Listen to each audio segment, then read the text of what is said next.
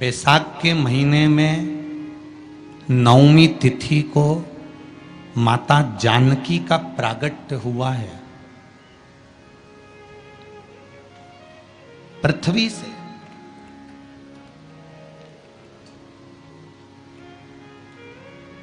कभी एक विचार करिएगा कि नरसिंह अवतार बैसाख के महीने में हुआ, कुर्मा अवतार बैसाख के महीने में हुआ, हयग्रीव अवतार बैसाख के महीने में हुआ, परशुराम अवतार बैसाख के महीने में हुआ, माता जानकी का अवतार बैसाख के महीने में हुआ। आखिर इस बैसाख के महीने में, माधव महीने में इतनी महत्वता क्यों?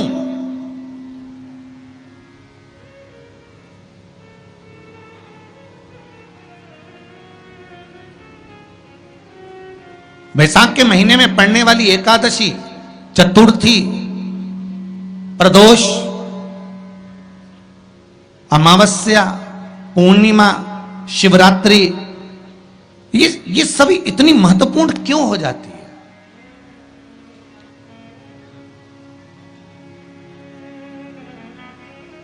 इसकी महत्वता इतनी प्रबल क्यों हो जाती है? किस लिए? क्योंकि बैसाख का जो महीना पड़ता है, सूर्य की संपूर्ण तपन, सूर्यदेव अपने पूर्ण तेज के साथ में मृत्यु लोक के निवासियों पर, चाहे जलचर हो, थलचर हो, वायुचर हो, चाहे जो जीव हैं, उस पर जब किरण फेंकते हैं तो संसार का जो मनुष्य है उस पर जब ताप पड़ता है तो ताप पड़ने के कारण उसके मुख से भगवान का नाम निकल ही जाता है, स्मरण नाम निकल ही जाता है। जब उसके मुख से भगवान का नाम निकलता है तो वो भगवान की शरणागति खुद ग्रहण कर लेता है स्वयं।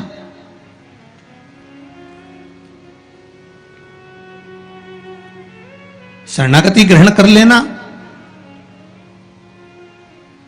बैसाख की पोथी पढ़ते हो आप लोग? आप में से अगर कोई पढ़ता हो बैसाख महीने की पोथी, तो उसमें एक वर्णन आता है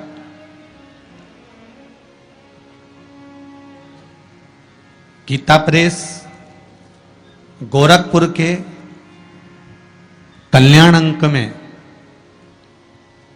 भी आप ये पावन बैसाख चरित्र श्रवण कर सकते हैं। उसमें बैसाख महीने की पोथी में 10वें दिवस की कथा में 10वें अध्याय में एक व्याध और शंख मुनि का चरित्र आता है।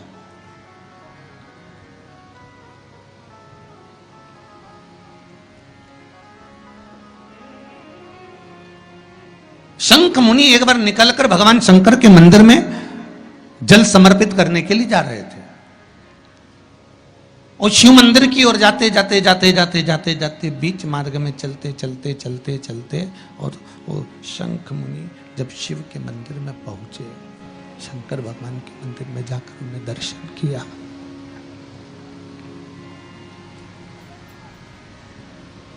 जल का पात्र उठाया और वो जल का पात्र उठाकर जब भगवान शिव को समर्पित कर रहे थे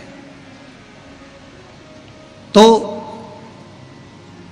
उसी समय जल का पात्र उठाकर जब शंकर भगवान को समर्पित करा गया और शंख मुनि निकलकर जब बाहर आ रहे थे, आते आते शंख मुनि के मन में एक भाव उत्पन्न हो गया कि जब हम भगवान शिव को कुछ वस्तु समर्पित करते हैं तो उसका फल, उसका पुण्य फल हमें कितने समय में प्राप्त होता है। ये शंख मुनि के मन में एक विचार जागृत हो गया, शंख मुनि के मन में एक भाव जागृत हो गया।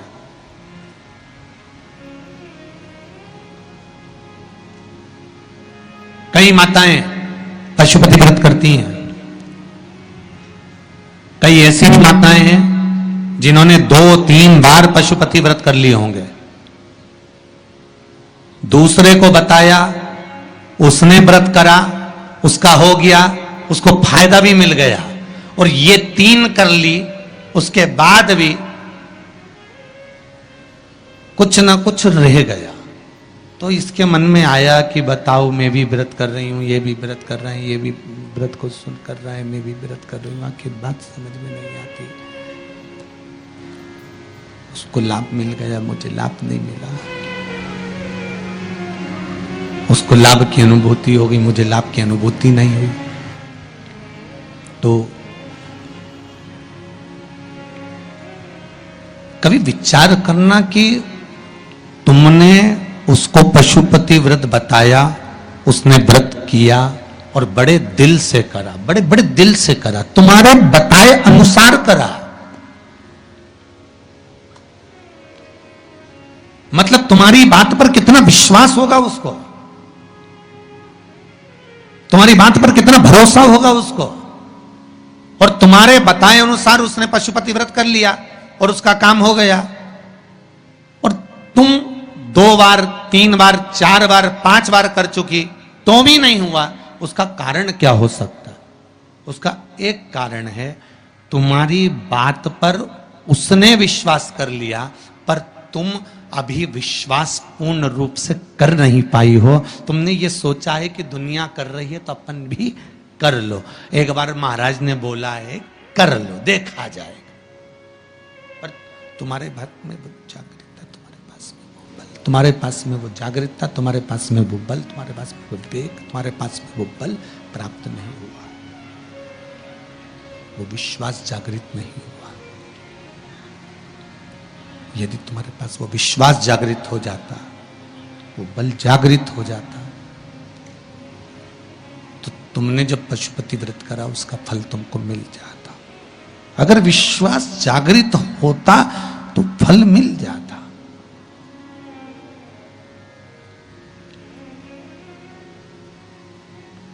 विश्वास जागृत होने पर फल की अनुभूति है। किस किस के घर में तुलसी का पौधा है? सबके यहां है? रख लो। कहां लगा है? घर के अंदर कि घर के बाहर? घर के बाहर। ठीक है। दिया लगाते हो? अच्छा, कौन है वो जिस तुलसी मैया को दिया लगाते हो? कौन है वो? बोलते तो जाओ जरा जल्दी जल्दी। माता है। घर में जो सास है वो कौन है? वो भी बोलो तो जम के बोलो जरा। माता है।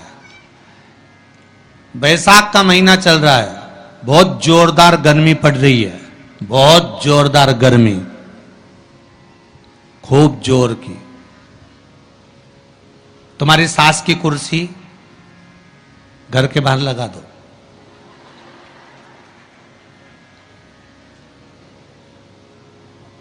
कितने घंटे बैठ सकती है वो? बोलो जरा, जम के बोलते जाओ। यहां विश्वास की कथा चल रही है, भाव और श्रद्धा की कथा चल रही है। कितने घंटे बैठेगी वो? अरे 1 घंटा भी जाने दो रिजी जी हो। 15 मिनट ऐसी चिलचिलाती हुई धूप में वो बैठ जाए, बहुत कठिन बात, बहुत कठिन। तुम्हारे घर के दरवाजे पर तुलसी का क्यारा है, तुम उसको दिया लगाती हो, माता कहती हो, पूछती हो, पूजती हो। तुमने तुलसा महारानी से कहा, मां बैसाख की गर्मी पड़ रही है, तेरे को गर्मी लग रही होगी, चल थोड़ी देर में तुझे अपने कक्ष में लेकर चलती हूं, थोड़ी छांव में रख देती हूं, तेरे ऊपर एक छत्र लगा देती हूं, थोड़ा सा एक ब्लाउज का टुकड़ा पड़ा हुआ है, पीस पड़ा हुआ है, उसको मैं तेरे ऊपर डाल देती हूं, जिससे तुझे गर्मी कम लगेगी। कभी विचार किया? पिनाया है सबने? ए झूठे लियो पाटीदार जी, गाड़ी लगाओ जरा, सबका घर चला। देख के तो आए कित्तों के घर में पिनाया है? अरे देखा देखी में काम बिगड़ जाता है। एक बार कक्षा 8वीं का पेपर था, बच्चों के लिए एग्जाम में लिखने को आ गया, दिल्ली की सबसे बड़ी मीनार का नाम लिखो। आगे वाले ने लिख दिया दिल्ली में कुतुब मीनार है, पीछे वाले ने आगे वाले का देखकर लिख दिया दिल्ली में कुतिया बीमार है। जितने बैठे हैं उसमें से 50, 100, 200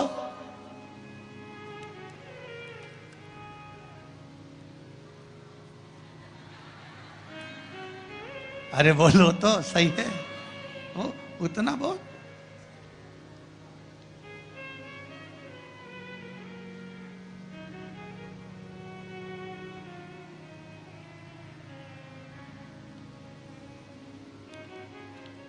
ये तो आपकी चित्तवृत्ति में आपको थोड़ा सा वो कहते हैं ना, एक पत्नी अपने पति के पांव छूती है, एक पत्नी अपने पति को प्रणाम करती है, और बाकी की जितनियों से पूछा गया क्या सब पांव छूती है? हाँ, तुरंत तैयार।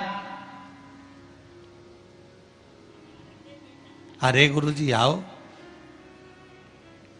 ये तो उसी में कहा लोग है ना, वो एक आप लोग गाते हैं ना, वो देवी जी की आरती, माता पिता का है इस जग में बड़ा ही सुंदर नाता, उसी में का हाल है पति पत्नी का है इस जग में बड़ा ही सुंदर नाता। बैठी बैठी पत्नी खाती, पति कमा कमा मर जाता।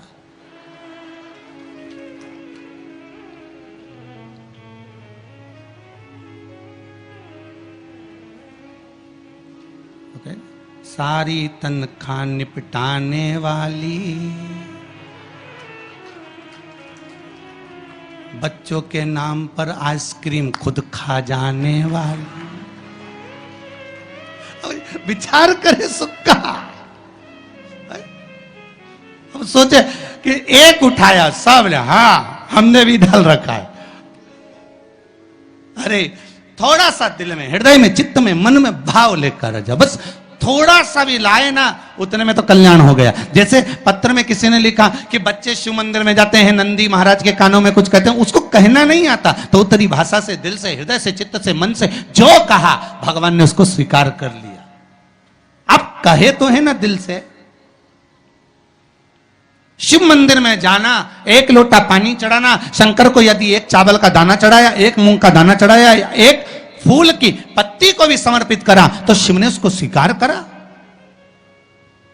शंकर भगवान पर एक बेलपत्र चढ़ाई, शिव ने उसको स्वीकार करा। अब देव तो शंकर को,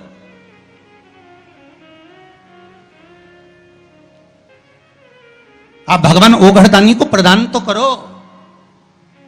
शंकर भगवान पर चढ़ी हुई एक बेलपत्री का मोल तत्व संसार का मनुष्य जिस दिन समझ गया, उस दिन उसको डॉक्टर के पास जाने की जरूरत ही नहीं पड़ेगी। केवल एक बेलपत्र का अगर उसने शंकर भगवान पर चढ़ी हुई एक बेलपत्र के मोल तत्व को अगर वो समझ गया, तो भगवान शंकर की भक्ति को अगर वो समझ गया, महामृत्युंजय मंत्र को अगर समझ गया, श्री शिवाय नमस्तुभ्यम मंत्र को समझ गया, पंचाक्षर मंत्र नमः शिवाय को समझ गया, षडाक्षर मंत्र ओम नमः शिवाय को अगर वो समझ गया, तो उसको फिर डॉक्टर के पास जाने की जरूरत नहीं पड़ेगी। उसकी भक्ति का बल इतना बढ़ जाएगा, श्रद्धा का बल इतना बढ़ जाएगा कि उसको कहीं जाना ही नहीं पड़ेगा।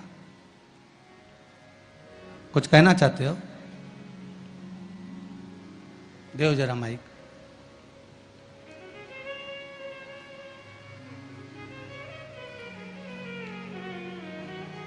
कॉर्डलेस दिया संजय।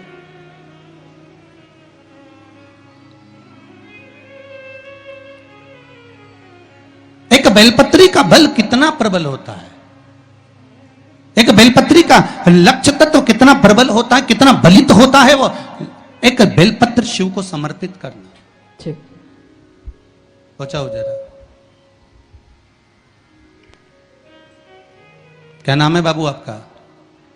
चालू करिए उसको। हो गया, चलो।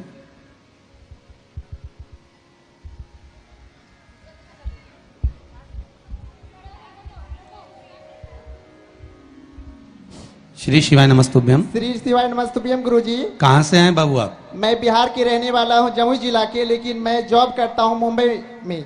मुंबई में जॉब करते हैं। भोलेनाथ की असीम कृपा हुई है बाबा मुझ पर।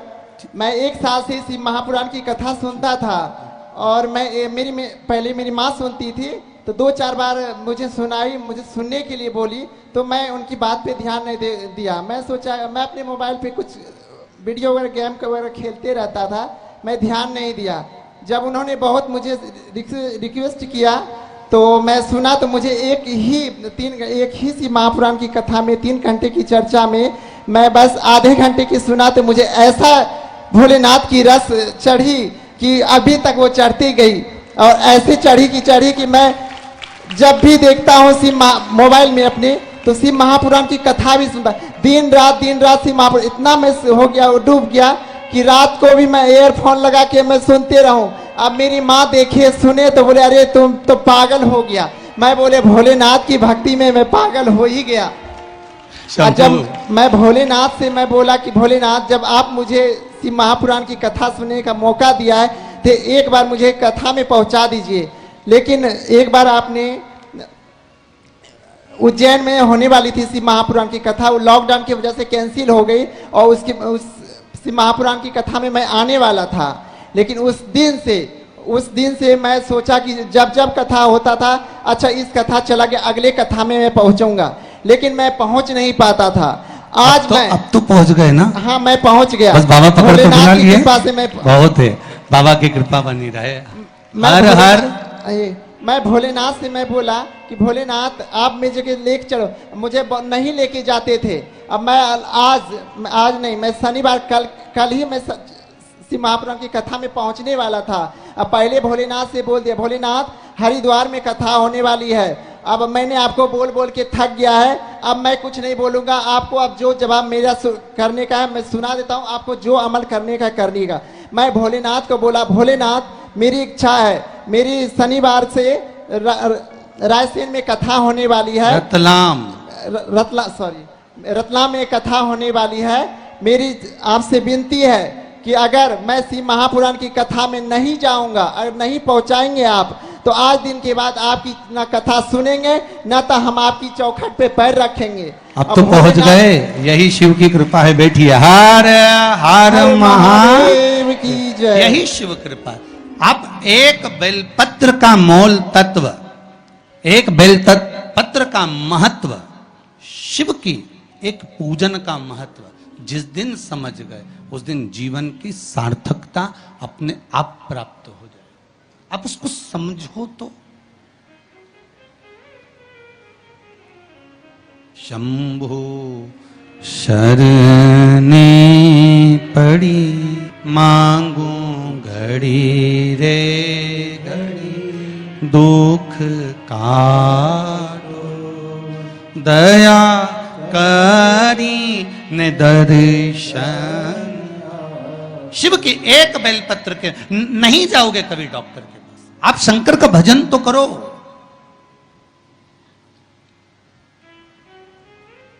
आप सूर्य नारायण भगवान को अर्घ तो दो।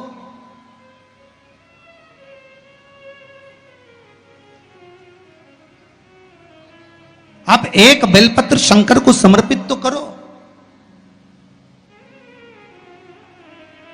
जिस बेलपत्र को आप वृक्ष पे से तोड़कर या बाजार में से 5 रुपए की खरीद कर लेकर शंकर भगवान को चढ़ा देते हो, शिव जी के पास जो पहुंच गई,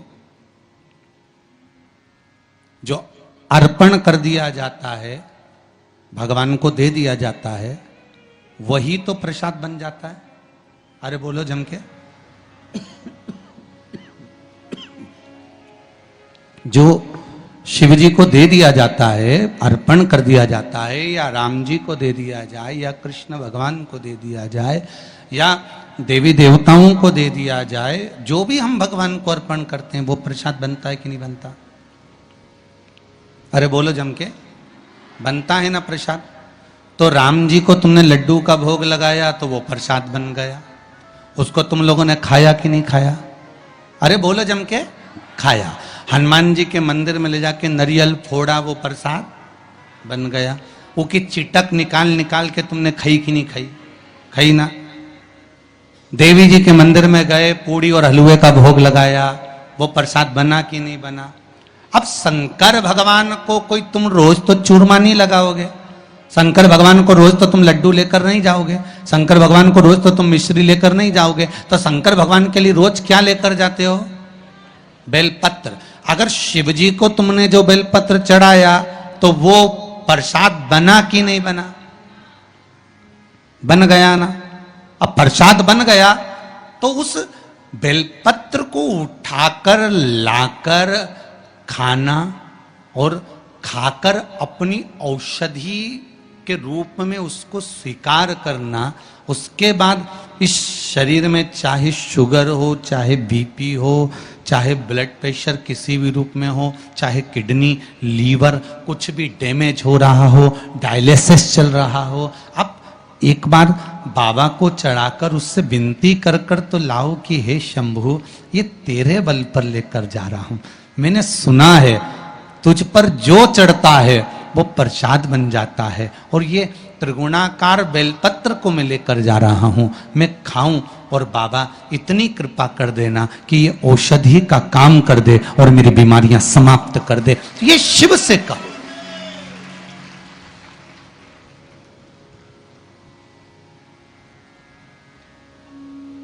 क्यों निर्माल्य बनकर फेंका जाए बेलपत्र को?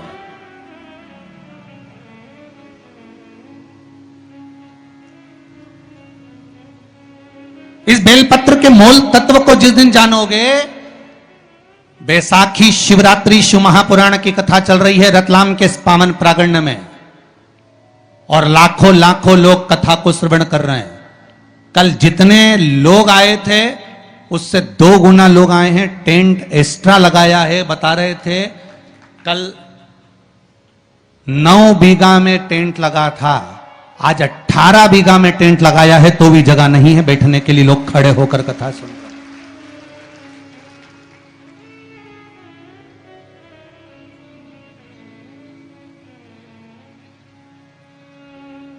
और 18 बीघा के टेंट में भी जगह नहीं। पीछे पुरुष को आप एक निगाह अगर मारकर देखेंगे तो ढेरों में खड़े हैं, इधर देखो उधर देखो, जहां निगाह पहुंच जाए उधर देख लीजिए महाराज। लाखों लाखों लोग इस कथा को सुन रहे हैं।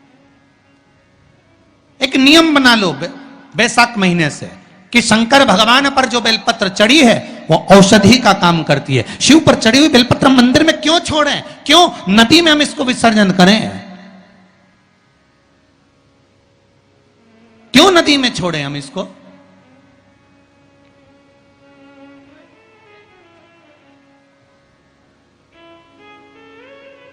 उसको उठा लाए, उसका प्रयोग करा, खाया, और उसका जो फल हमें मिला वो जीवन का सुख। हम तो ब्राह्मणों से भी कहेंगे, जितने ब्राह्मण जन शंकर भगवान के मंदिर में पूजन करते हैं, जितने विप्र जन भगवान शिव के मंदिर में पूजन करते हैं, उनको करबद्ध निवेदन, उनके चरणों को प्रणाम कर कर, उनके चरणों को नमन कर कर, उन ब्राह्मणों के चरणों को नमन कर कर निवेदन करूंगा कि आप शंकर जी के मंदिर में कोई प्रसाद बांटो ना बांटो, जो बेलपत्र शंकर जी के मंदिर में चढ़ती है उस बेलपत्र को उठाकर धूप में डाल दो, सुखा लो, पीस लो, और पीसने के बाद उसकी पुड़िया बना लो। उस पुड़िया को प्रसाद के रूप में देना चालू कर दो कि ये खाना चालू करो। किडनी, लीवर, शुगर, बीपी सब धीरे धीरे धीरे धीरे समाप्त होने लगेगा। तुम करो तो वो बेलपत्र ना तो किसी नदी में विसर्जन करने की जरूरत है और ना कहीं फेंकने की जरूरत है।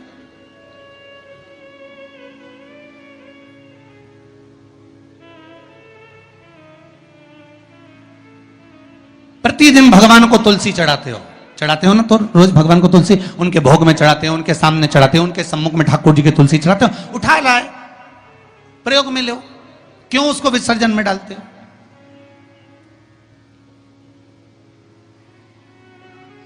जो विसर्जन के लायक है उसका विसर्जन करो, और विसर्जन भी कहां करो? क्षिप्रा, गंगा, नर्मदा, सरयू या आपके क्षेत्र की कोई पवित्र नदी है, उस नदी में ले जाकर कोई निर्माल्य वस्तुएं मत पटको। आज वैसे ही इस पृथ्वी पर जल स्तर गिरते जा रहा है, उस पवित्र जल को हमें संजोना है। जो निर्माल्य की वस्तु मिले, एकांत में किसी खेत में उसको एक खड्डे में डालकर इकट्ठा करो। जब उसकी खाद बन जाए तो जिस खेत में उसको डालोगे भगवान के प्रसाद को, वो खेत भी उज्जवल आनंद सुख प्रदान करेगा और कुछ ना कुछ अच्छा देना प्रारंभ करेगा। क्यों किसी पवित्र नदी को हम नष्ट कर रहे हैं? क्यों गंगा को हम कचरा डालकर नष्ट करें? क्यों यमुना को, सरयू को, छिपरा को हम नष्ट करें?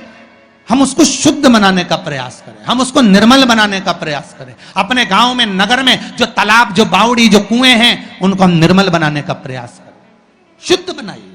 शंख मुनि जल चढ़ाकर लौट रहे थे। शंख मुनि ने कहा कि फल कितने दिन में मिल सकता, कब प्राप्त हो सकता?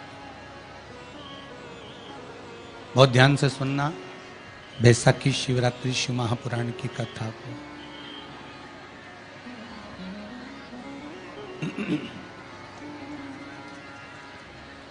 फल कितने दिन में मिल सकता है, कब प्राप्त हो सकता है, कैसे मिलेगा? शिव पुराण कह रही है। शंख मुनि जैसे ही बाहर आए, एक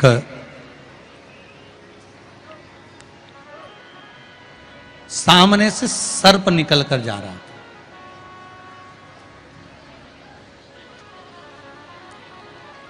और सामने से जब सर्प निकल कर जा रहा है,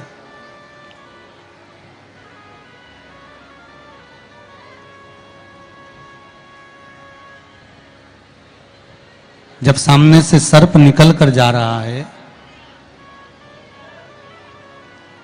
शंख मुनि को देखकर सर्प ने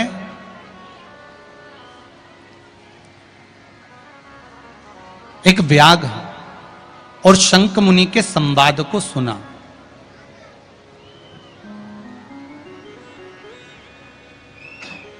जिस संवाद में शंख मुनि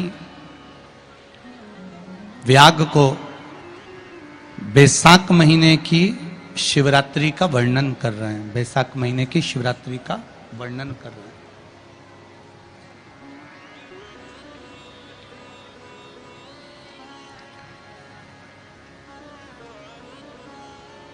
उस वैशाख महीने के महत्व को जब सर्प ने सुना, सुनने के बाद में सर्प थोड़ी देर वहां पर देखता रहा शंख मुनि को।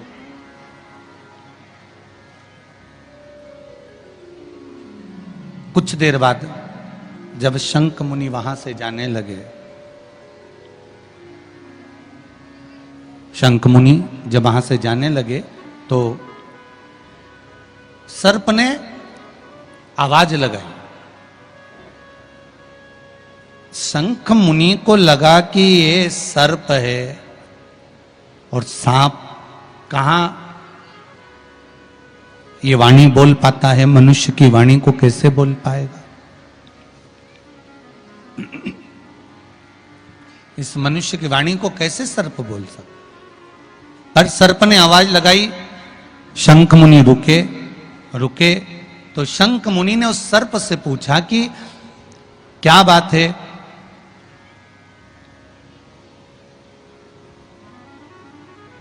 कुछ कहना चाहते हो आप? हां प्रभु, मैं अपनी दशा आपको कुछ बताना चाहता हूं। क्या कहना चाहते हो? क्या चाहते हो आप कहना? क्या बोलना चाहते हो बताओ।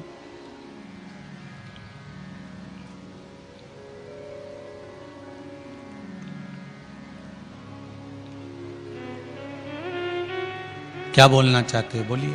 तो कहा महाराज, पूर्व समय में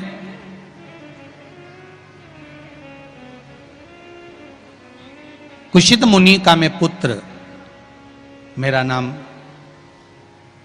रोचन था। मैं कुशित मुनि का पुत्र था, मेरा नाम रोचन था। महाराज, स्मरण में कभी भक्ति में नहीं लगा, कभी भगवती स्मरण में लगा ही नहीं। भगवत कीर्तन में मेरा मन पहुंचा ही नहीं। सारे बेकार कर्म में मैं लगा रहता, सब बेकार कर्म मेरे हाथ के द्वारा होते।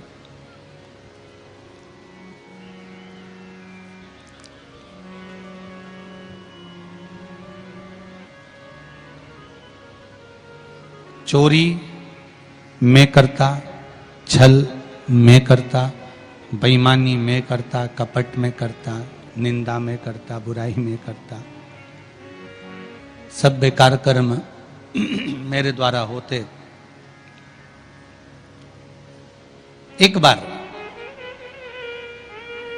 मेरे पिता का जो निवास है वो प्रयागराज है।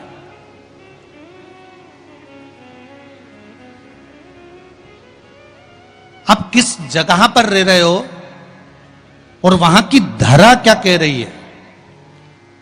एक भूमि का बहुत बड़ा प्रताप होता है महाराज, बहुत बड़ा प्रताप। क्यों कहते हैं कि 12 ज्योतिर्लिंग जहां पर भगवान शिव विराजमान हैं, ऐसे 12 ज्योतिर्लिंग की भूमि में जाकर एक रात्रि विश्राम करना चाहिए। किसी पुरी में जाओ,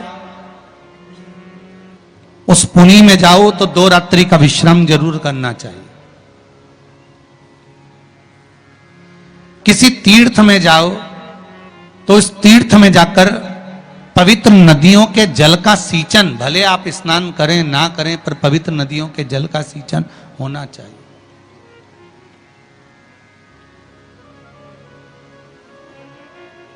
क्यों कहा जाता है कि इतने पवित्र नदियों का सिंचन करिए, जल का सिंचन करिए, पुरियों के जाकर निवास करिए।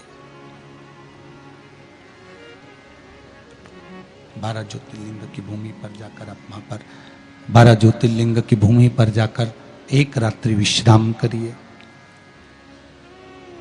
क्यों कहा जाता?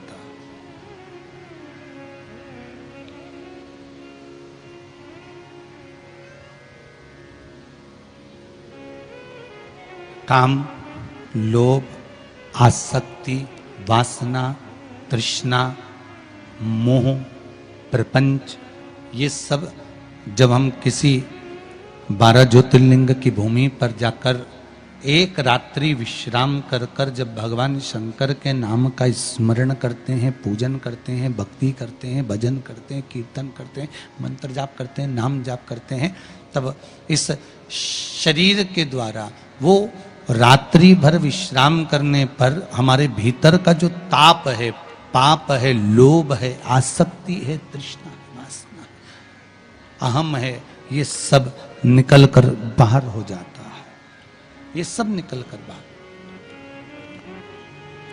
जैसे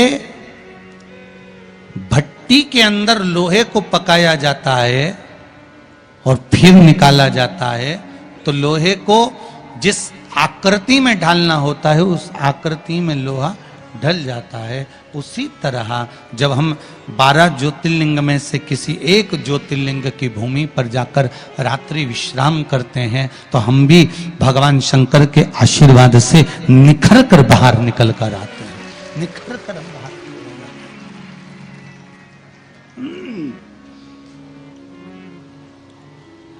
हम निखर कर बाहर की ओर आ जाते हैं। हमारी मन की, हृदय की, चित्त की जो सुंदरता है भजन के बल पर, वो सामने प्रकट हो जाती है।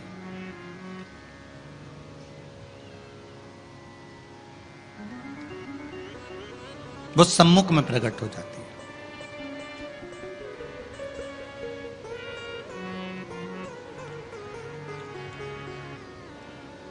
आज प्रयागराज में मेरे पिता कुशिंद मुनि का निवास था। मैं रोचन उसी भूमि पर निवास करता था। एक बार त्रिवेणी संगम पर जयंत नाम के एक ब्राह्मण आए और उन ब्राह्मण ने अपने बैसाख महत्म में यह वर्णन किया कि एक बेलपत्र का वृक्ष हो या पीपल का वृक्ष हो या तुलसी का पौधा हो या आंवले का वृक्ष हो या बट वृक्ष हो, उस वृक्ष के नीचे बैसाख के महीने में जो जल समर्पित करा जाता है, उस जल की पुण्याई इतनी प्रबल हो जाती है कि व्यक्ति के जीवन में जितना पाप कर्म करा होता है वो सब निष्फल हो जाता है, वो सब समाप्त हो जाता है।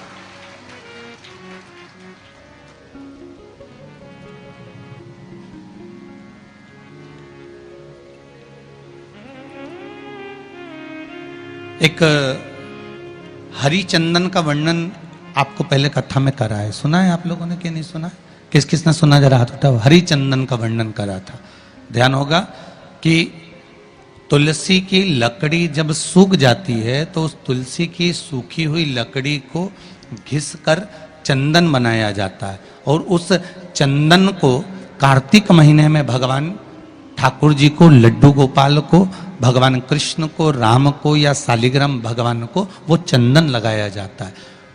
तो उस चंदन की महत्वता इतनी प्रबल होती है, उस चंदन की इतनी प्रबल महत्वता होती है कि उस चंदन को जब हम भगवान पर लगाते हैं और लगाया हुआ चंदन हमारे हाथ में जो रह जाता है उसको संभाल कर रख लेते हैं। वही चंदन जब किसी बच्चे को निमोनिया हो जाता है या ठंड की शिकायत हो जाती है या उसकी श्वास चलने लगती है या उसका दम भराने लगता है, बच्चा की पसली चलने लगती है, तब केवल उस चंदन को कंठ पर लगा दिया जाता है तो 20 से 25 मिनट के अंदर वो बच्चा ठीक हो जाता है।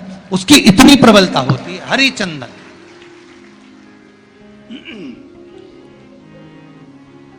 शंभु शंभु हरि चंदन की इतनी महत्वता होती है। अब तुलसी की जड़ को घिसकर उसका चंदन बनाकर भगवान को लगाना, वो हरि चंदन। उसी तरह जयंत ब्राह्मण के मुख से सुना जा रहा है कि वैशाख महीने में पवित्र वृक्ष के जड़ में एक लोटा जल समर्पित कर देने पर और वहां की जो रज है उसको मस्तक पर चढ़ा लेने पर 84 लाख योनियों से मुक्ति मिल जाती है। 84 लाख योनियों से।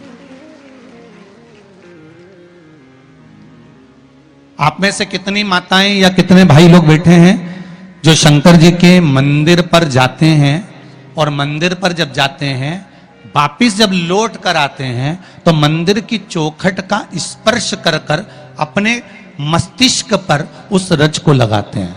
आप में से कितने लोग हैं बहुत सारे, ठीक है। अब जितने लोगों ने हाथ उठाया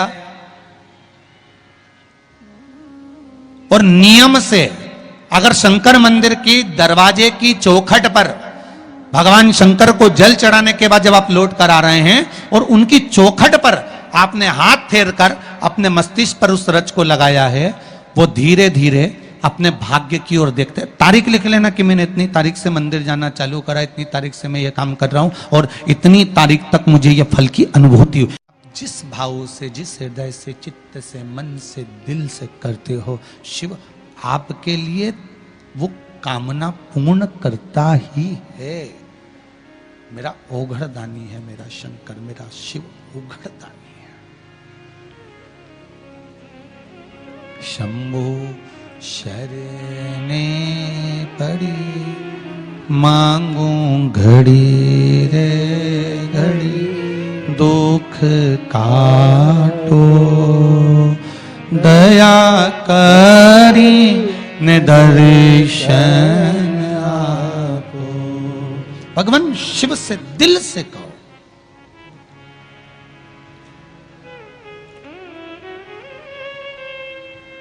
और मन से कहोगे वो स्वीकार करेगा।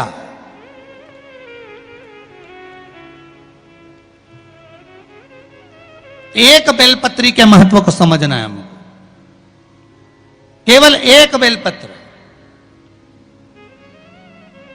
और मेरा कई मंदिरों से और मंदिर के अगर कई ट्रस्टी बैठे हो उनसे सबसे निवेदन है, जो बेलपत्र ज्यादा चढ़ गई हो उसको सुखा लो, पाउडर बनाओ, पुड़िया बनाओ और प्रसाद के रूप में बांटना प्रारंभ करिए। आप उसका फल देखोगे तो आनंद की अनुभूति हो जाएगी।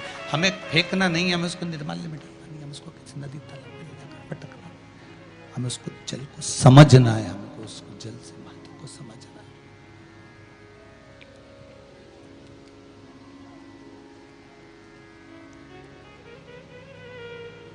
उस जल की महत्वता या उस बेलपत्री की महत्वता को हमें समझना है, जिससे हमको फल की अनुभूति हो, सुख की अनुभूति हो, आनंद की अनुभूति हो।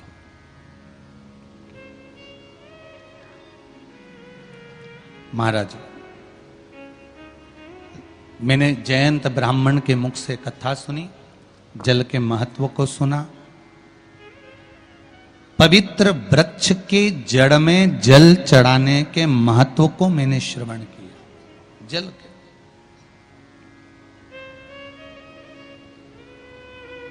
शंकर भगवान का अगर कहीं मंदिर है आपके नजदीक में, कहीं पर भी अगर मंदिर है, उसके मात्र शिखर का दर्शन भी आप कर रहे हो ना, उसमें भी आपको सुख का अनुभव हो जाएगा। अभी किसी ने कहा गुरुजी वो राजस्थान में 300 साल पुराना शिव मंदिर तोड़ दिया, उसके लिए आप कुछ नहीं कहोगे?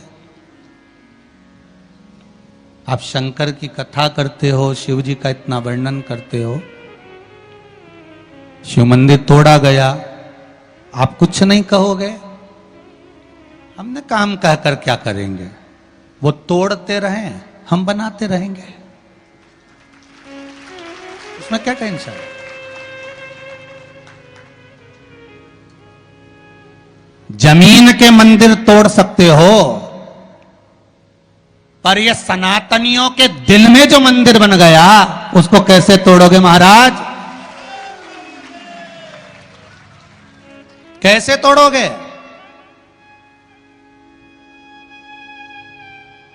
और किस तरह से तोड़ोगे? हमारा तो केवल इतना सा निवेदन था, मंदिर तोड़ना ही था तो कम से कम उसके अंदर जो धरोहर रखी थी 300 वर्ष पुरानी, जिसको पुरातत्व विभाग को देना था, मेरे शंकर, कार्तिकेय, मां, गणेश जी, उनको धीरे से नीचे से हाथ जोड़कर उखाड़ लेते, निकाल लेते और उसको पुरातत्व विभाग को ही दे देते तो भी दिल में प्रसन्नता होती। पर जिसके कर्म का दंड जो भोगेगा। तोड़ो। पर आप लोगों से निवेदन एक है, सभी से, शंकर भगवान के प्रति श्रद्धा, विश्वास, भाव दिल से होना चाहिए।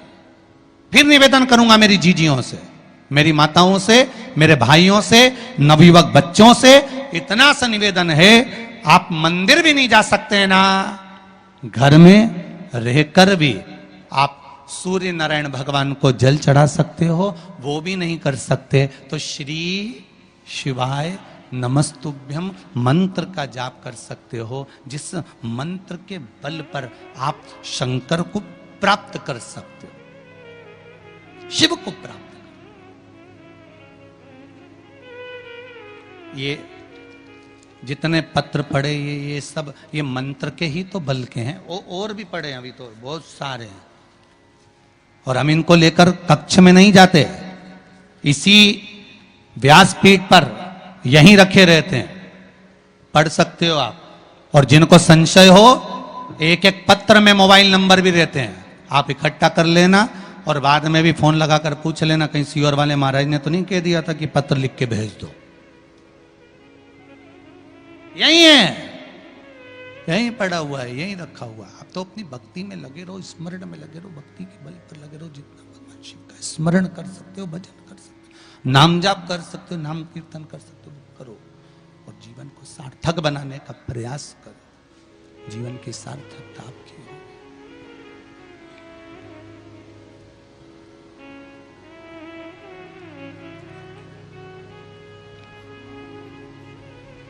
भगवती स्मरण, चित्त वृत्ति, भजन कीर्तन, नाम जाप, मंत्र जाप, नाम कीर्तन, नाम स्मरण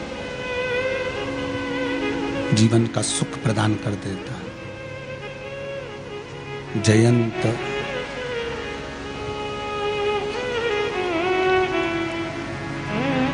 के मुख से मैंने पवित्र वृक्षों का महत्व श्रवण करा। उन पवित्र वृक्षों में लोटा भर के जल चढ़ाने का एक आनंद सुख मैंने श्रवण किया, और उस आनंद सुख के बल पर मैंने जो पाया उसका क्या महत्व कर वर्णन करूं।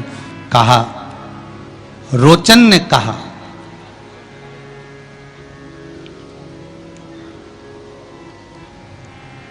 जब मुझे मालूम पड़ा जयंत ब्राह्मण प्रवचन कर रहे थे, कथा कह रहे थे, और मैं सारी मंडली को देखकर बड़ा आश्चर्य में पड़ गया कि इतने सारे लोग कथा में कैसे चले जाते हैं।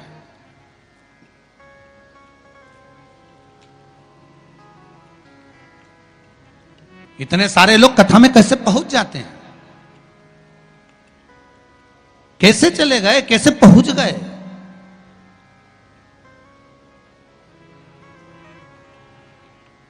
आज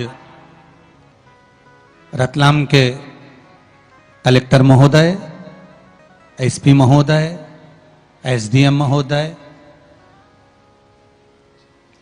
जब प्रातः काल के समय पर मिलने के लिए आए तो उनके चेहरे पर एक प्रसन्नता थी,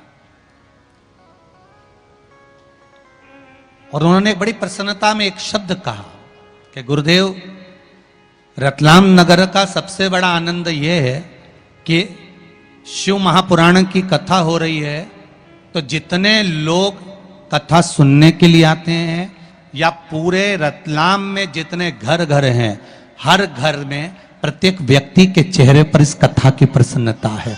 ये शब्द उनके मुख के थे। प्रत्येक व्यक्ति के चेहरे पर प्रसन्नता बनी हुई है, प्रत्येक व्यक्ति के चेहरे पर आनंद बना हुआ है, प्रत्येक व्यक्ति के चेहरे पर प्रसन्नता का भाव बना हुआ है। जयंत ने कहा, मैंने जयंत की मुख से श्रवण किया है, और जयंत के मुख से जब मैंने श्रवण करा एक वृक्ष के नीचे जल चढ़ाने के महत्व को, एक लोटा जल समर्पित करने के महत्व को मैंने जब सुना तो उसका वर्णन क्या होता है। मैं तो जाकर कथा में बैठा था, केवल देख रहा था कि कितने लोग आए हैं, कितना आनंद समाया है, क्या क्या हो रहा है, क्या क्रम हो रहा है, क्या क्या किया जा रहा है। पर उस कथा में मेरी चित्तवृत्ति नहीं थी, मेरा मन नहीं था, मेरा हृदय उस कथा में नहीं था। मैं जा गया था, मैंने सोचा थोड़ा सा कथा में विघ्न डालूंगा, मैंने अपने कपड़े फैला दिए, मैंने थोड़ा सा जल ढोल दिया, मैंने थोड़ा सा चिल्लाना चालू करा, मैंने थोड़ा सा अपशब्द कहना चालू करा। जो नजदीक में बैठे थे उनके सामान को मैंने छुपा लिया, उनकी वस्तु को मैंने पीछे रख लिया। तो यहां रोचन कह रहे हैं कि मेरी जो सर्प योनि हुई है वो सर्प योनि पाने का केवल एक कारण है कि मैंने उस कथा में केवल विघ्न उत्पन्न करा। और फिर निवेदन करूंगा, अगर पाटीदार जी कथा करवा रहे हैं, आप सब लोग इस कथा के आनंद में विराजमान हैं, तो प्रयास करना कि कथा में जितनी देर हम बैठे इसमें कोई विघ्न ना आए। हम भगवान का नाम लेकर, स्मरण कर कर, भक्ति को धारण कर कर, भगवान के भजन को धारण कर कर अपनी चित्त वृत्ति में उतारें और प्रयास करें कि उसमें कोई विघ्न उत्पन्न ना हो, उसमें कोई विघ्न ना हो। क्यों? उसका कारण होता है कि उस विघ्न को हम अगर डालते हैं तो हमको ही भोगना पड़ता है। तो यहां रोचन कर रहे हैं कि मैंने विघ्न डाला और उसका कारण यह हुआ कि मुझे सर्प की योनि मिल गई। पर एक दिन मैंने उस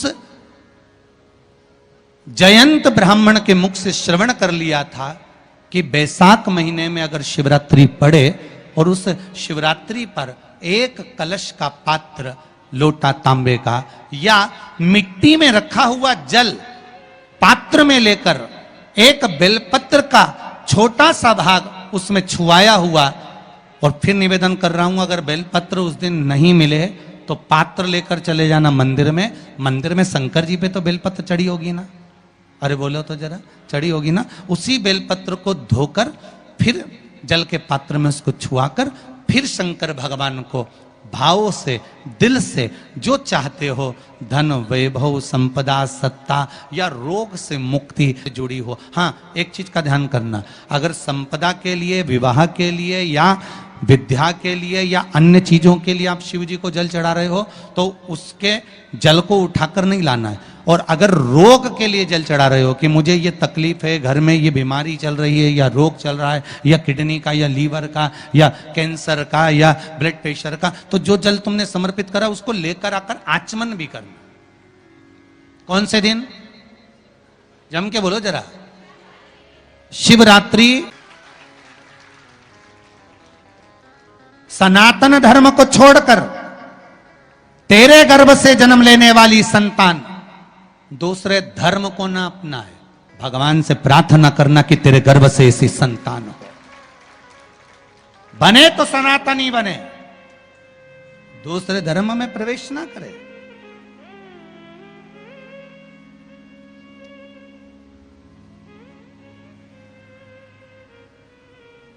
भगवान की भक्ति में रमने वाला चाहिए, भगवान का स्मरण करने वाला चाहिए, नाम कीर्तन करने वाला चाहिए।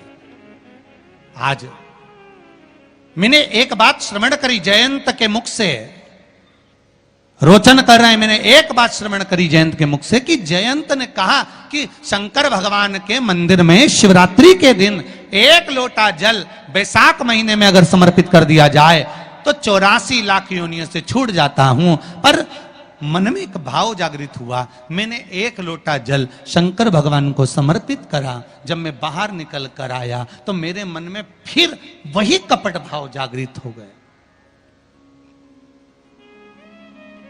जैसा मैंने कथा के पंडाल में जाकर कहा था, जैसे मैंने कथा के पंडाल में जाकर कहा था करा कि कपड़े फैला दिए, पानी डोल दिया, कथा नहीं सुनने दी, बैग छुपा दिया, सामान छुपा दिया, वही की वही मेरे कथा के भाव में जो भाव उत्पन्न हुआ था वही की वही मंदिर से जब जल चढ़ाकर आ रहा था, जल चढ़ाकर जब निकल रहा था तो मेरे भीतर फिर वही भाव जागृत हो गया। और मैंने क्या करा,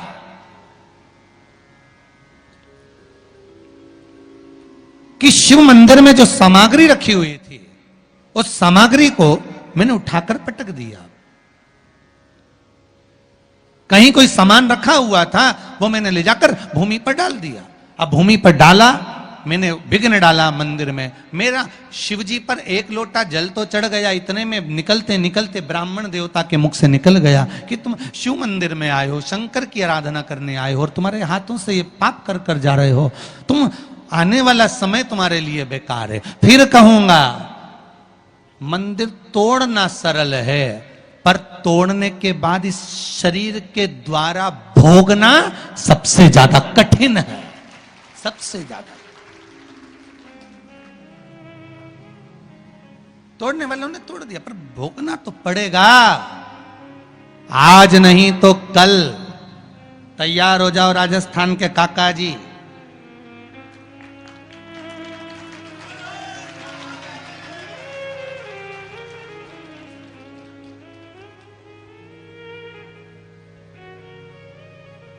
बहुत सारे रिश्तेदार मिल रहे हैं हमारे, है हर कथा में कोई ना कोई एक रिश्तेदार मिल जाता है, भगवान की बड़ी कृपा है, शिव जी की। भोगना तो पड़ेगा। कुर्सी का, सत्ता का सदुपयोग वही है जहां पर धर्म है, संस्कार है, संस्कृति है, वहां पर कुर्सी और सत्ता का सदुपयोग है। अगर कितने दिन की कुर्सी रहती है रे भाई, जरा विचार करिएगा, कितने दिन की सत्ता रहती है, व्यक्ति अकड़ में फूल जाता है, हम इस पद पर हैं। फिर निवेदन करूंगा, तुम्हारी डिग्री केवल यहीं तक काम आएगी, केवल यहीं तक। डॉक्टर की डिग्री ऊपर नहीं चलने वाली रे, इंजीनियर की डिग्री ऊपर नहीं चलेगी, चाहे कलेक्टर हो, एसपी हो, डीएसपी हो, थानेदार हो, मंत्री हो, संतरी हो, कलंतरी हो, चाहे कोई भी हो, जिस पद पर हो तुम्हारी डिग्रियां केवल यही काम आएगी। ऊपर तो ये डिग्री काम आएगी कि 7 दिन की शिव महापुराण से क्या लेकर गया। शंकर भगवान को कितना जल चढ़ाया, वहां डिग्री काम आएगी।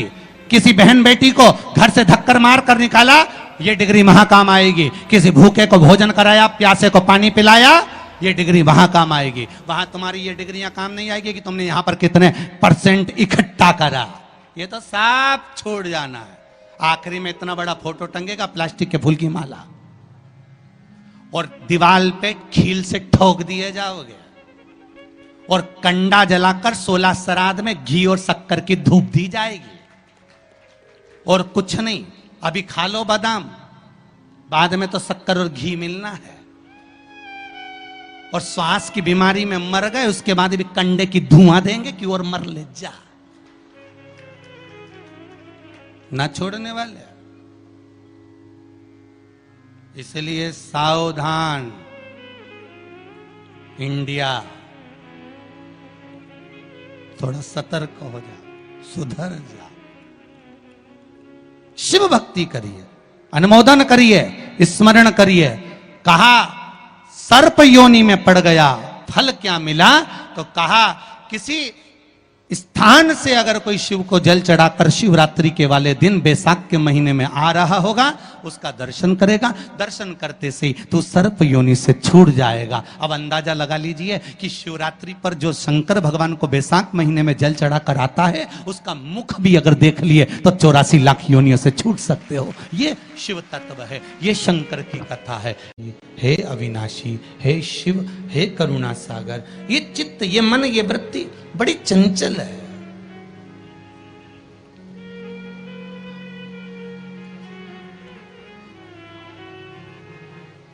अगर ये मन, ये चित्त, ये वृत्ति थोड़ी भी परमात्मा में लग गई तो जीवन की सार्थकता हो गई।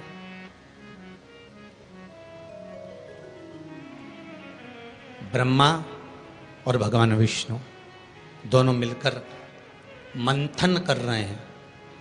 और एक बात बहुत ध्यान से सुनना, शिव महापुराण के इस चरित्र को याद रखना कि ब्रह्मा और भगवान विष्णु ने मंथन किया, और मंथन किया तो शंकर भगवान के शिवलिंग को प्रकट किया। आपसे भी निवेदन है, जब दोनों पति पत्नी, भाई भाई, घर के बुजुर्ग, माता पिता, घर के बच्चे जब एक साथ कहीं बैठे हुए हों, तो शिव महापुराण की कथा कहती है आप भी शिव महापुराण का थोड़ा सा मंथन करो। उस मंथन से जो प्रकट होगा वो तुम्हारे घर का आनंद करा देगा। शिव पुराण का मंथन।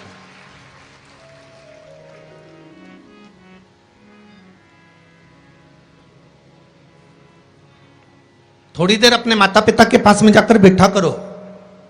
थोड़ी देर जब घर से जाते हो तो अपने घर में जो मंदिर है, अपने घर में जो देवालय है, अपने घर में जो शिव जी हैं, अपने घर में जो राम जी हैं, अपने घर में जो ठाकुर जी हैं, अपने घर में जो कृष्ण हैं, अपने घर में जो देवता विराजमान हैं, आप उनके पास जाकर बैठकर फिर अपने गंतव्य की ओर अपने कार्य के लिए जाइए। और शाम को जब आओ तो पत्नी और बच्चों से, परिवार से बाद में मिलो।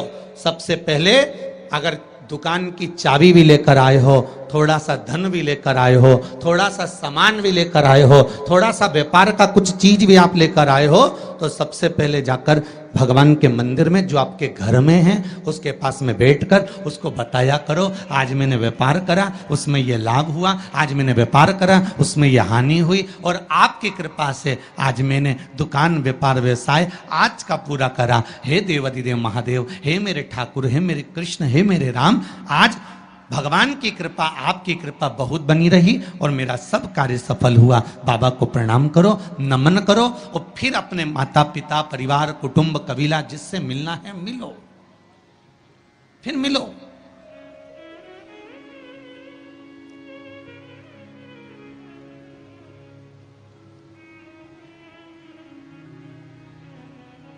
आज किसी ने एक प्रश्न किया था सुबह, गुरुदेव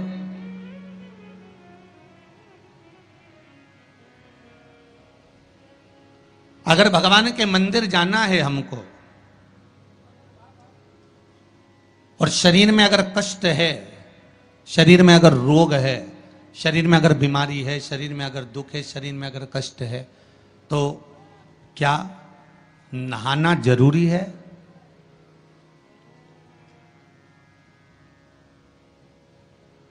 शिव महापुराण की कथा कह रही है मत नहाओ, स्नान कर लो।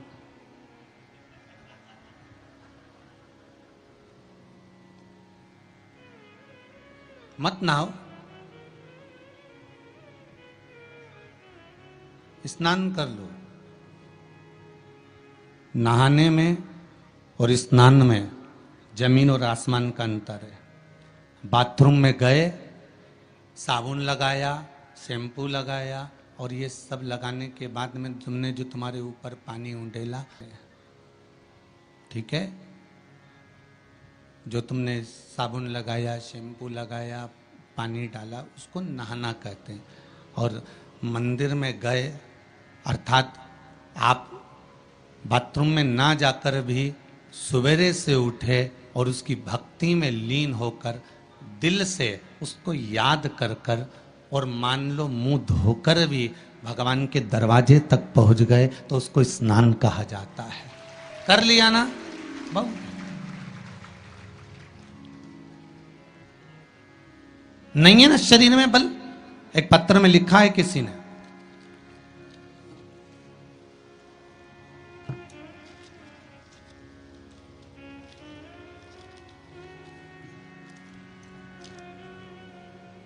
मैं बदनावर धार के पास बालोदा में रहती हूँ। मेरा नाम शांति बाई कुमावत है। कहीं बैठी हो तो खड़ी हो जाएं। आप ही हैं? दोनों हाथ हिला दो एक बार। मेरा नाम शांति बाई कुमावत है। गुरुदेव, आज मैं अपने पैरों पर खड़ी हूं और घूम रही हूं, ये शिव की ही कृपा है, शंकर की कृपा है। मैं कैंसर से पीड़ित हूं।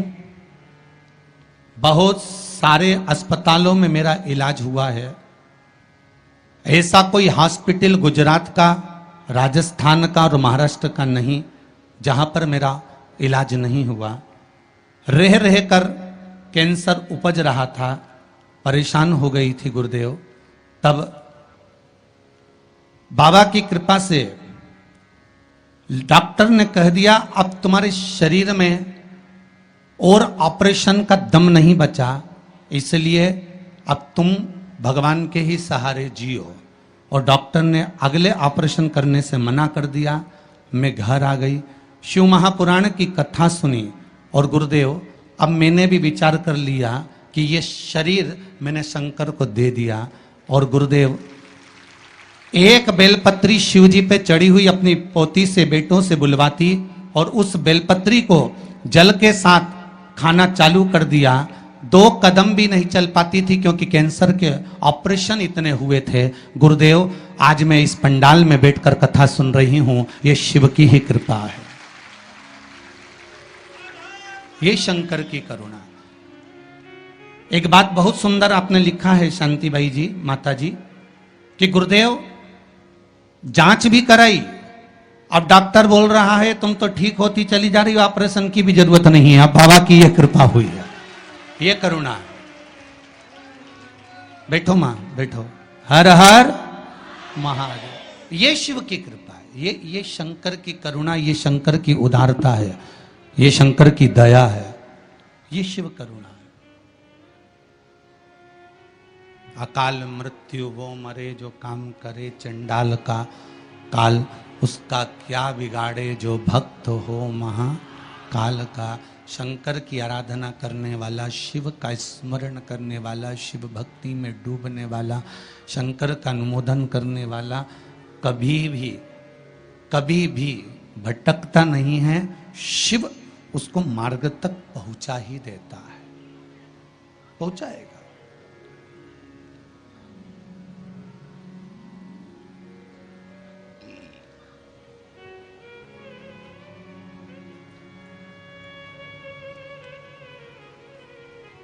जितना शरीर का वजन है, बहुत ध्यान दीजिएगा जरा। बैसाख शिवरात्रि शिव महापुराण की कथा मिली है आपको सुनने के लिए, और बैसाख शिवरात्रि शिव महापुराण की कथा यदि आप लोग श्रवण कर रहे हैं, चाहे आस्था चैनल के माध्यम से सुन रहे हो, चाहे फेसबुक यूट्यूब के माध्यम से सुन रहे हो, चाहे इस पावन पंडाल में बैठकर सुन रहे हो, अगर श्रवण कर रहे हो तो ध्यान रखना, जितना शरीर का वजन है,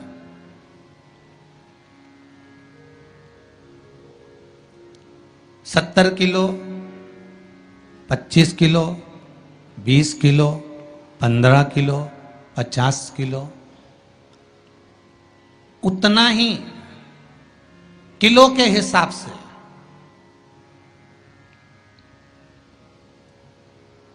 दस किलो है तो ये मन में भाव लगा लेना कि मुझे दिन भर में 10 बार भगवान को धन्यवाद देना है कि तूने ये शरीर दिया, चित्त वृत्ति दी, ये मन दिया, ये बुद्धि दी, ये पूरा जीवन मुझे दिया, ये आपकी कृपा से मिला है, आपको समर्पित है और आप ही को दे रहा हूँ। 10 किलो के हो तो 10 बार आप भगवान को धन्यवाद दीजिए, 20 किलो के हो तो 20 बार धन्यवाद दीजिए, 80 किलो के हो तो 80 बार धन्यवाद दीजिए, 90 किलो के हो तो 90 बार धन्यवाद दीजिए कि ये आपकी कृपा से मुझे प्राप्त हुआ है। कोई दूसरा देने वाला नहीं है मुझको, किस सिवाय कुछ नहीं मिला।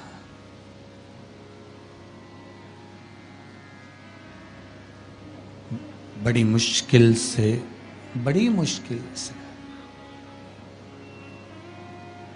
उसने कृपा कर कर यहां भेजा है अपने को, बड़ी मुश्किल से भेजा। शंभो शरणे पड़ी मांगू घड़ी रे घड़ी, दुख काटो दया करी ने दर्शन। भगवान से प्रार्थना करते रहो, निवेदन करते रहो, उसके चरणों में जाकर धोख लगाते रहो, उसको नमन करते रहो, उससे विनती बार बार करते रहो कि तेरे बल पर जी रहा हूँ, तेरी कृपा से जी रहा हूँ, तेरी करुणा से जी रहा हूँ, उसके सिवाय कुछ भी नहीं है महाराज। भगवान विष्णु और भगवान ब्रह्मा ने मंथन किया और भगवान विष्णु और भगवान ब्रह्मा जब मंथन करे तो उस मंथन में शिवलिंग प्रकट हुआ।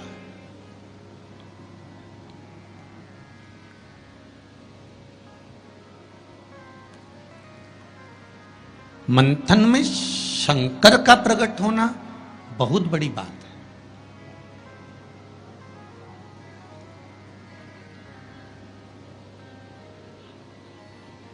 जैसे बात बात में शिवजी का नाम, शंकर का यश, शंकर भगवान का गुणगान, शंकर भगवान की भक्ति की बात आपके मुख पर अगर बार बार आ रही है ना, आप बार बार कह रहे हैं कि बड़ी कृपा करी साहब, मैंने तो पशुपति व्रत करा था और भगवान ने मेरा ऐसा कर दिया, मैंने भगवान को मूंग चढ़ाया था और भगवान ने ऐसा कर दिया, मैंने चावल चढ़ाया था भगवान को और भगवान ने ये कर दिया, मैंने भगवान को बेलपत्र चढ़ाया था, भगवान ने मेरा ये काम कर दिया, भगवान को मैंने धतूरा चढ़ाया था, भगवान ने मेरा ये काम कर दिया। आप बार बार शिव जी का यशगान गाते हो ना, यश गुण गाते हो, तो उसमें भी एक सुख का अनुभव होता है।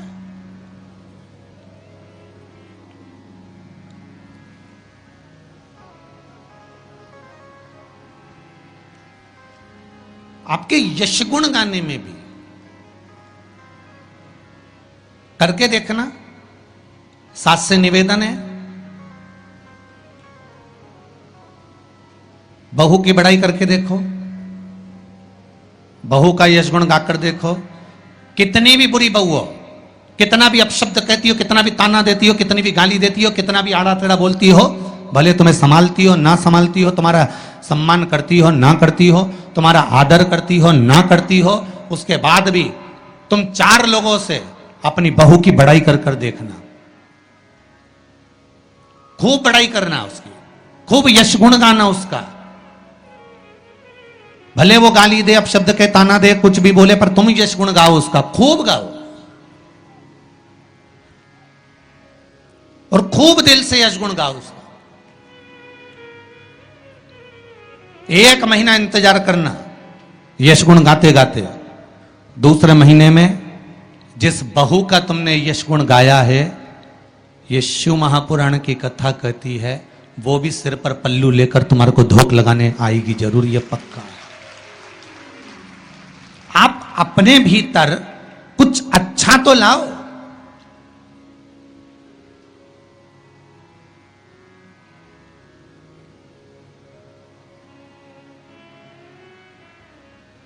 कुछ अच्छा ढूंढने का प्रयास तो करो।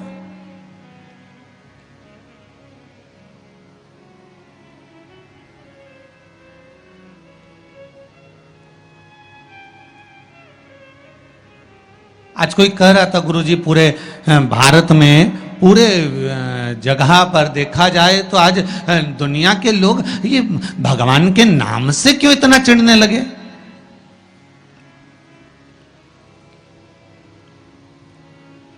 भगवान के नाम से, राम नाम से, शिव नाम से, कृष्ण नाम से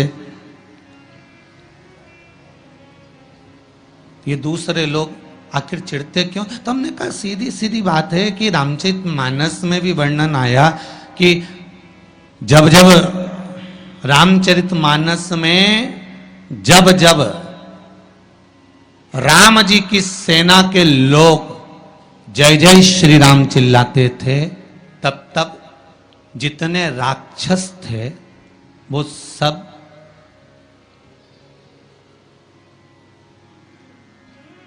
जितने राक्षस थे, जितने भी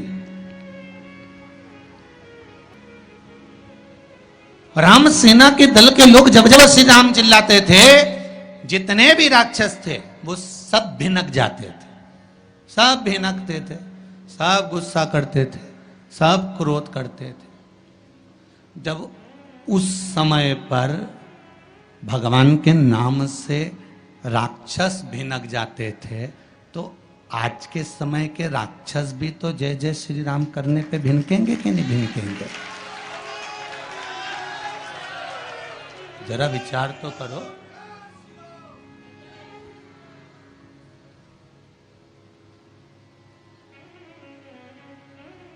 जब उस समय पर राम दल की सेना चलती थी और हनुमान जी ने धमक के, अंगद ने कूद कर रावण के सामने कह दिया था जय जय श्री राम, तो सारे राक्षस भिनक गए, सब को क्रोध आ गया,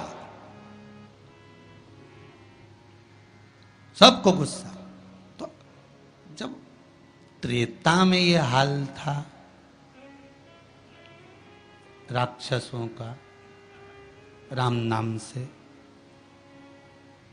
तो फिर तो ये तो कलयुग है।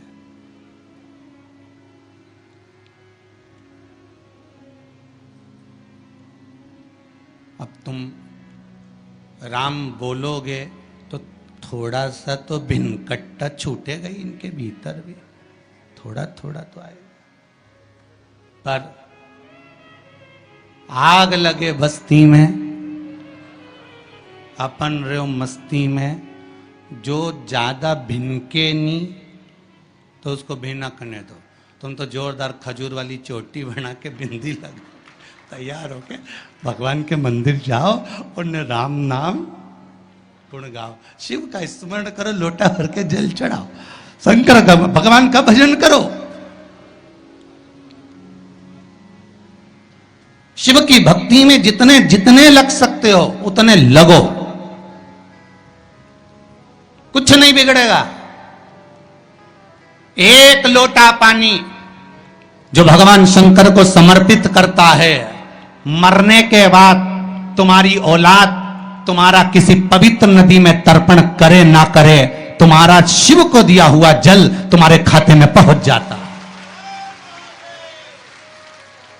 आपने जो शंकर भगवान को एक लोटा जल दिया है, शिव जी को एक लोटा पानी चढ़ाया, शंकर भगवान को एक लोटा जल समर्पित करा है, शंकर भगवान को एक लोटा जल अगर आपने दिया है तो वो आपके खाते में पहुंचेगा जरूर, ये निश्चित है, पक्का है।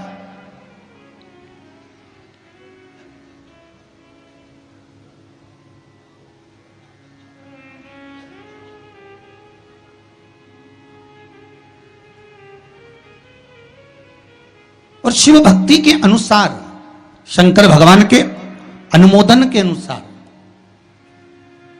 पहले भी कथा में कहा, आज फिर कह रहे हैं, आप जब शंकर भगवान को एक लोटा जल समर्पित करते हो तो वो 33 कौटि देवताओं के हिस्से में चले जाता है, एक भाग पितरों के हिस्से में चले जाता है, एक भाग आहूतों के हिस्से में चले जाता है, एक भाग वाचुकों के हिस्से में चले जाता है। आपने जो भगवान को दिया वो धीरे धीरे धीरे धीरे धीरे धीरे धीरे बढ़ता चले जाता है, भगवान के धामों में पहुंचता चले जाता है।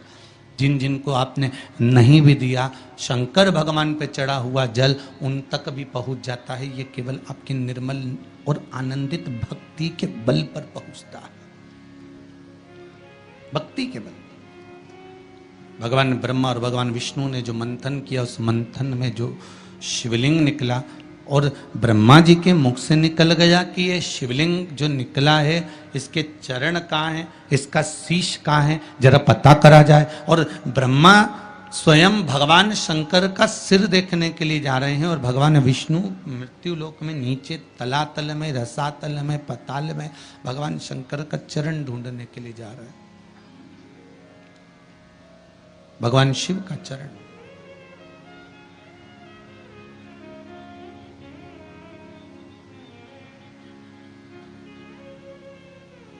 गए दोनों, वो ऊपर गए, ये नीचे गए देखने के लिए। कई लोग शिव महापुराण की कथा, स्मरण, भजन, कीर्तन सुनने के लिए नहीं जाते हैं। मंदिर में कई लोग भगवान शंकर पर जल चढ़ाने नहीं जाते हैं। कई लोग ये देखने के लिए जाते हैं कि कौन आया कौन नहीं आया, किसने सुना और किसने ना सुना, किसने धारण करा किसने ना करा।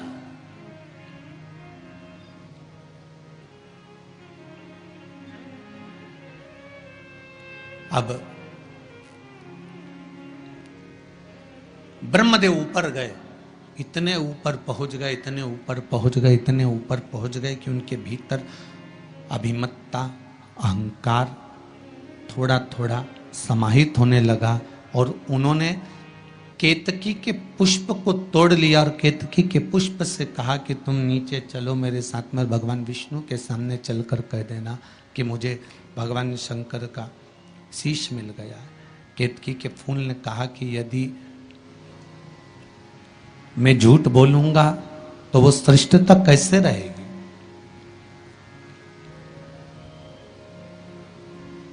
मेरे झूठ बोलने की श्रेष्ठता कैसे होगी,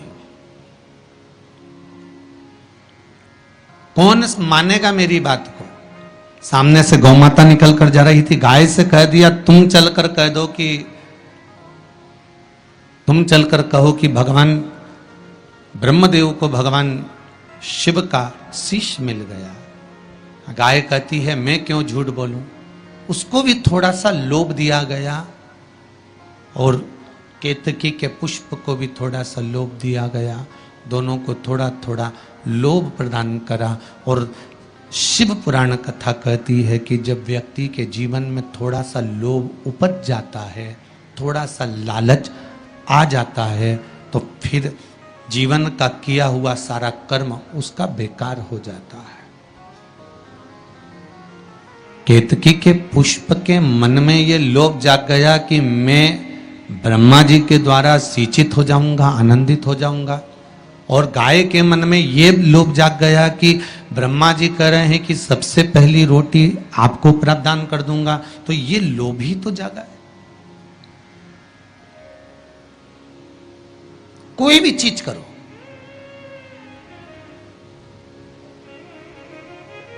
अगर कोई सत्कर्म आप कर रहे हैं, थोड़ा सा अच्छा कार्य आप कर रहे हैं, भगवत भजन आप कर रहे हैं, कीर्तन आप कर रहे हैं, मंत्र जाप आप कर रहे हैं, स्मरण आप कर रहे हैं, नाम जाप यदि आप कर रहे हैं, तो वो लोभ से परित होना चाहिए, बहुत दूर।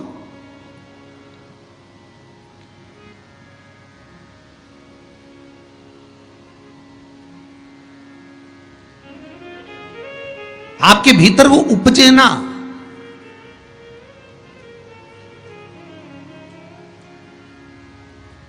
फिर चाहे दुनिया के लोग कितना भी कहे ना, वो एक बेल बेचारा किसान का एक बेल कुएं में गिर गया, अब कुएं में गिर गया तो किसान का बेल जब कुएं में गिरा तो ये देखा कि कुएं में से बेल को निकालना है। खूब मेहनत करी किसान ने बेल को निकालने की, पर वो बेल निकल नहीं रहा था। बहुत बहुत बहुत बहुत मेहनत करने के बाद भी वो बेल नहीं निकला। बहुत अथक प्रयास करा गया पर बेल नहीं निकला।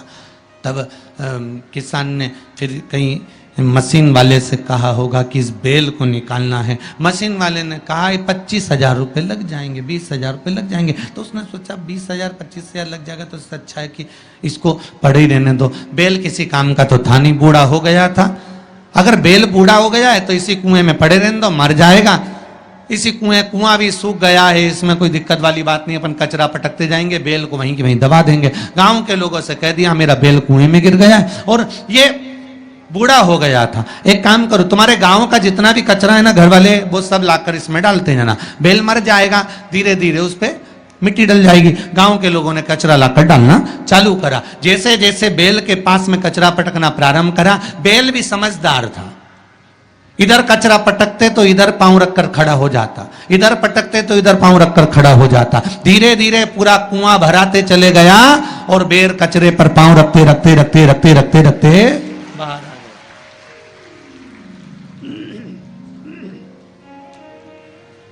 बेल कचरे पर पांव रखते रखते रखते रखते बाहर आ गया, ऊपर आ गया। और जब वो ऊपर आया, निकल कर बाहर भाग गया, निकल कर बाहर भागा। बेल से हमको एक सीख लेना चाहिए, हमको एक चीज सीख लेना चाहिए। बुराई करने वाले कितनी भी बुराई करेंगे, निंदा का कचरा, बुराई का कचरा कितना भी पटकेंगे, हमको केवल उस पर पांव रखकर निकल कर बाहर की ओर चले जाना है और हमारे जीवन को सार्थक बना लेना है। करे करे तो करे।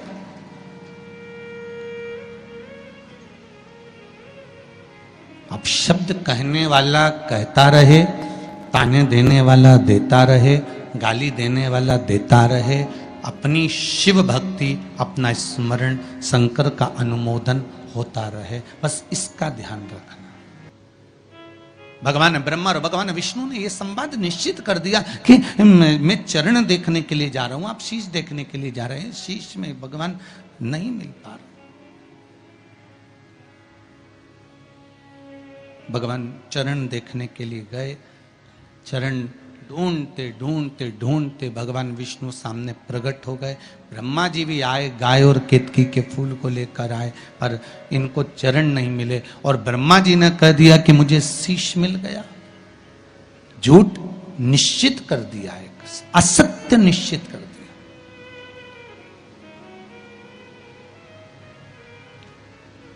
जितने झूठ बोलने वाले होते हैं ना, उनसे एक निवेदन है, बोलो। तुम्हारी झूठ बोलने की आदत है ना, खूब बोलो। हमारी तरफ से एकदम फ्री झूठ बोलो, खूब बोलो। गला पकड़ रहा है बाबू। झूठ बोलो, खूब बोलो, दमदारी से बोलो। तुम्हारी जितनी कैपेसिटी है उसके अनुसार बोलो, मना नहीं हो। हम ये भी नहीं बोलेंगे कि मत बोलो, पर झूठ कहां बोलना है वो समझ लेना।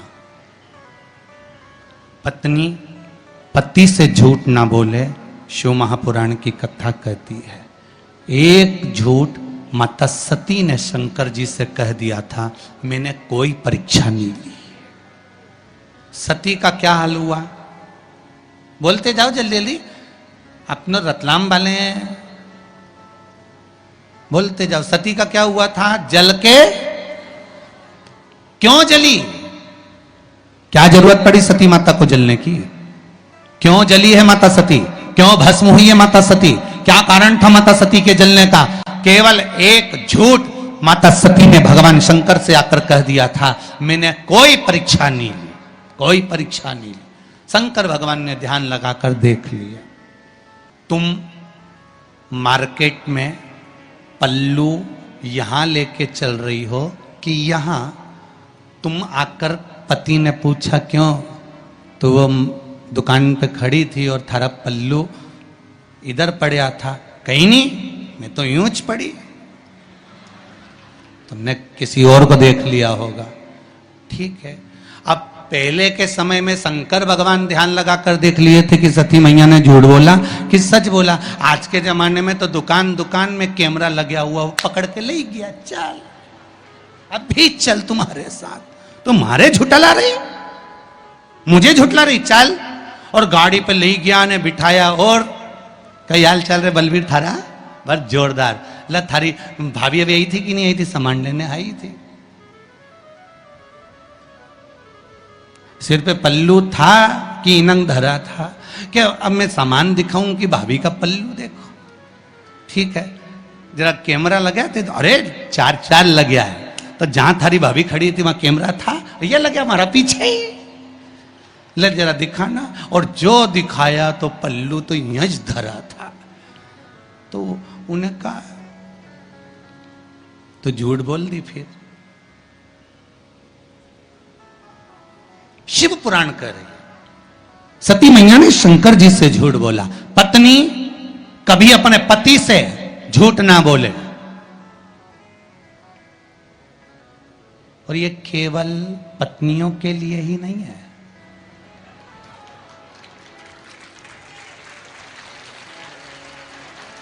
कितनी खुश हुई रे तुम लोग, गजब। केवल ये पत्नियों के लिए नहीं, पतियों से भी निवेदन है, झूठ ना बोले। पत्नी पति से, पति पत्नी से झूठ ना बोले। और एक निवेदन करूंगा मेरे घर की बेटियों से, क्योंकि आप मेरे घर की बेटी हो, भारत की भूमि पर जन्म ली हो, और भारत की भूमि पर जो बेटियां जन्म लेती हैं वो मेरे ही घर की बेटी कहलाती है। उनसे निवेदन करूंगा कि आप, मेरी बेटियों से निवेदन है, सबसे झूठ बोल लेना, पर जिस मां ने तुमको कोख में रखा और जिस पिता ने पूरी जिंदगी तुम्हारे ऊपर खर्च कर दी, कमा कर लगाने में, पढ़ाने में, उस माँ बाप से कभी झूठ मत बोलना, सत्य कह दो कि यह बात है।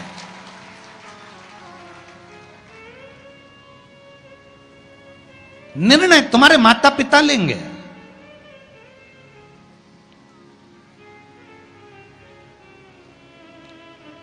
गणेश जी महाराज की शादी होना थी, घर में बड़े कौन थे? शंकर जी के, कार्तिक के। शादी किसकी हो रही है? गणेश जी की। प्रजापतियों की कन्या रिद्धि और सिद्धि।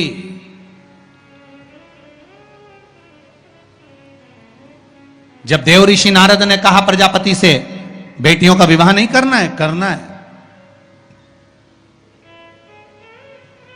पर मैंने अभी बेटियों से पूछा नहीं है। विवाह के लिए मुझे बेटियों से तो बात करना पड़ेगी ना कि बेटियां विवाह करना है मुझे तुम्हारा। बेटियों ने अपने पिताजी से कहा, पिताजी हम भी विवाह करने को तैयार हैं, पर बात इतनी सी है कि हम विवाह तो कर लेंगे, पर बात केवल एक तत्व की है कि पिताजी हम विवाह तो करें, पर हम दोनों का जन्म एक साथ हुआ है, इसलिए विवाह भी एक ही लड़के से करेंगे। ठीक है। दूसरा, हमें मीठा खाने का शौक है, लड़का भी ऐसा होना चाहिए कि उसको भी मीठा खाने का शौक। ठीक है। हम दोनों बहन धीरे धीरे बात करती हैं, उसके कान ऐसे होना चाहिए कि वो हमारी धीमी बात को भी सुन ले। ठीक है। हम जब भोजन बनाएं, आवाज लगाने की जरूरत नहीं पड़े, सुगंध नाक में जाए और दौड़ के आ जाए, ऐसा तुम्हारा दामाद होना चाहिए। ठीक है। और जहां बैठे तो लगे कि जमाई साहब बैठे हैं, उठ उठ के नी भागे, ऐसा दामाद होना चाहिए। तो देव ऋषि नारद ने पूछा तुम्हारी लड़कियों के लिए कैसा लड़का चाहिए, तो क्या बेटियों ने बताया ऐसा ढूंढ लो, तो ढूंढ लिया और एक ही मिला।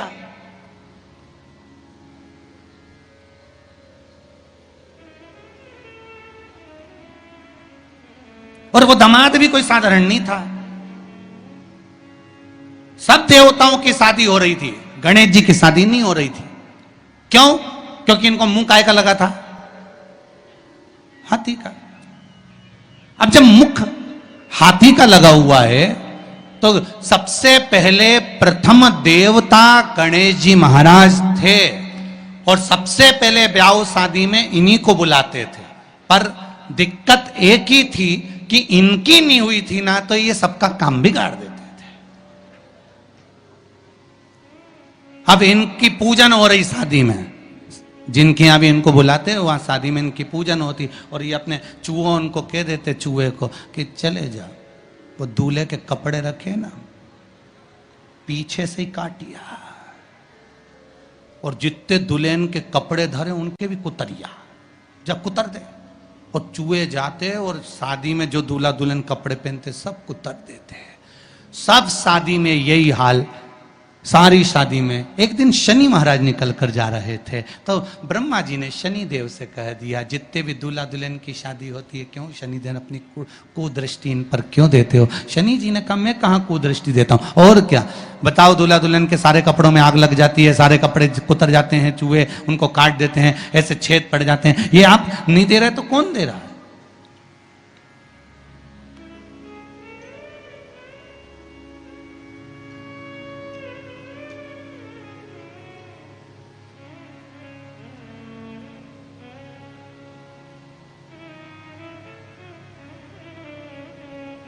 अगर ये नहीं देंगे तो कौन देगा?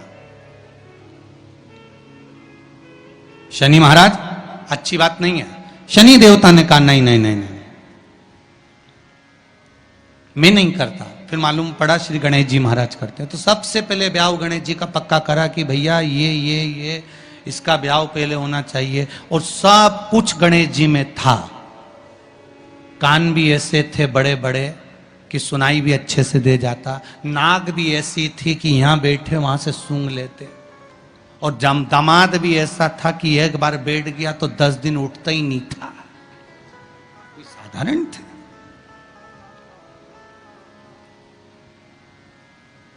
मेरा बेटियों से निवेदन है, पत्नी पति से झूठ ना बोले, पति पत्नी से झूठ ना बोले, बेटी अपने माता पिता से झूठ ना बोले।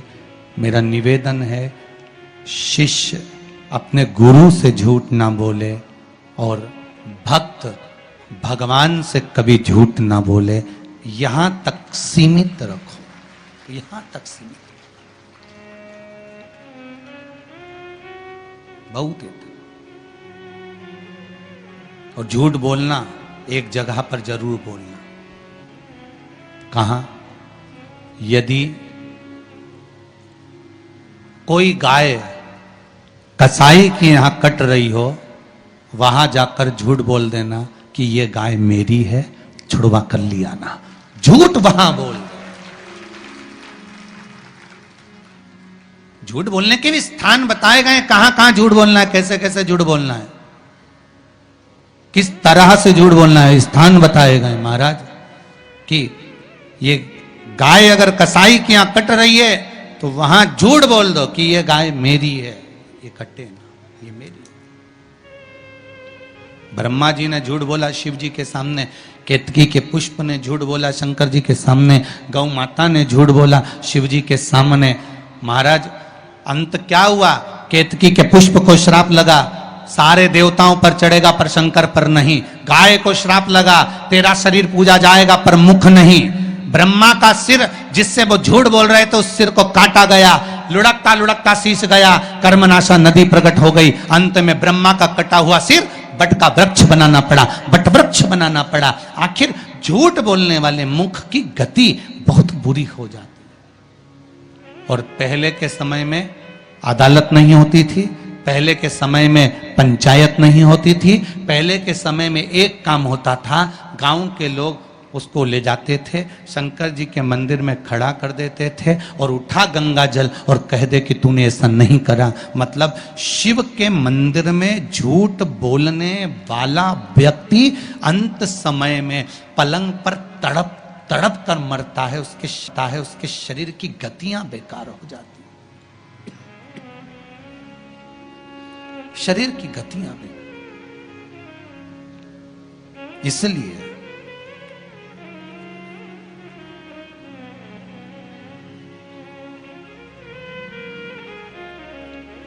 शिव पुराण कह रहे हैं दाता तेरा मेरा प्यार कभी ना बदले भोले, तेरा मेरा प्यार कभी ना बदले। शंभो मेरा ये विश्वास कभी ना बदले, शंभो मेरा ये विश्वास कभी ना